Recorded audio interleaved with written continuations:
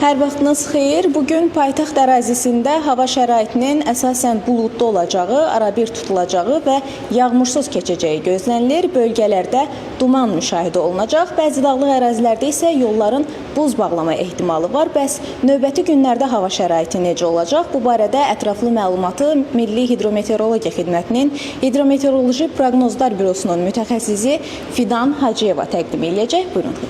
Salam, hər vaxtınız xeyir. Bugün paytaxtımızda hava şəraitinin dəyişkən buludlu, əsasən yağmursuz keçəcəyi gözlənilir. Mülayim cənub-qərb küləyi əsəcək, havanın temperaturu maksimal 9-13 dərəcə isti olacağı gözlənilir. Sabah da paytaxtımızda hava şəraitinin əsasən yağmursuz keçəcəyi gözlənilir. Gecə və səhər bəzi yerlərdə arabir zəif duman olacaq. Bölgələrimizdə də eləcə də Qarabağ və Şərqi Zəngəzur zonasında da hava şəraitinin əsasən yağmursuz keçəcəyi gözlənilir. Bəzi yerlərdə arabir duman olacaq.